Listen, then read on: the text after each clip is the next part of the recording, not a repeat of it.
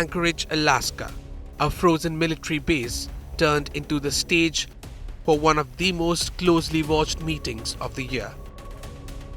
US President Donald Trump hosting Russian President Vladimir Putin at Joint Base Emmendrove, Richardson.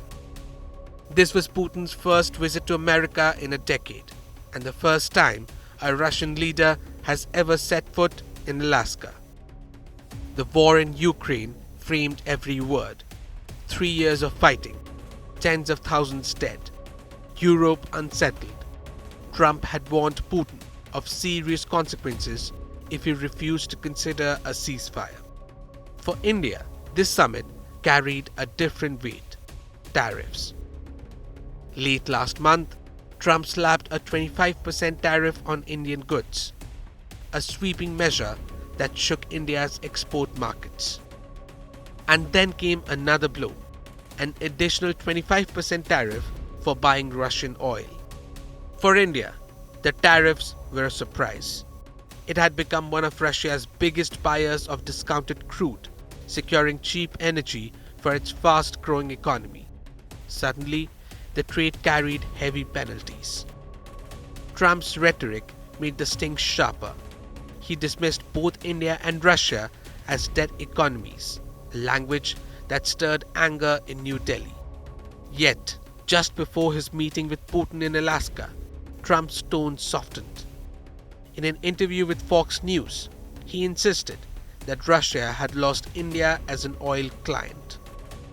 Do you sense that Putin comes to this table maybe in an economic pinch, and that maybe the things you've already done have put him in an economic pitch? Is there an economic side to this, as Russia hoping to open up to the world?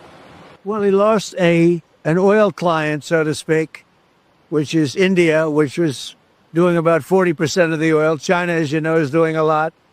And others, I have another few countries. And if I did what's called a secondary sanction or a secondary tariff, it would be, very devastating from their standpoint.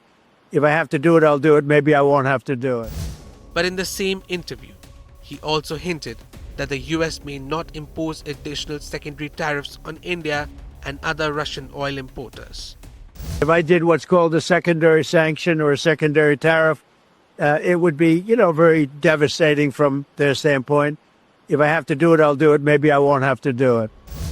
This was a double-edged message. On one hand, Trump wanted to show strength, portraying Moscow as isolated. On the other, he gave India relief, suggesting Washington wouldn't punish its energy deals, at least for now. For India, the signal was crucial.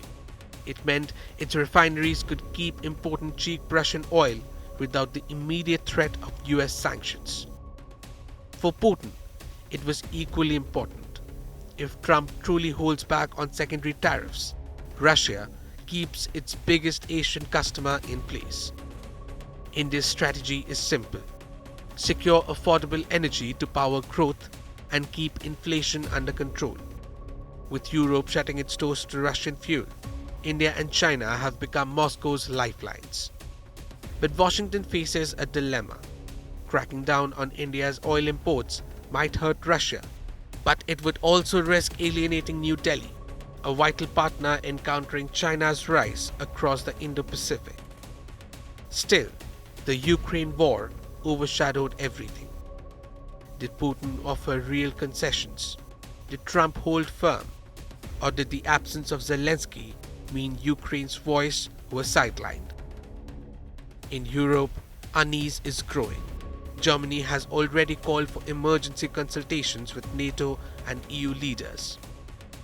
Moreover, the European leaders have said that they will accompany Zelensky in his meeting with Trump at the White House.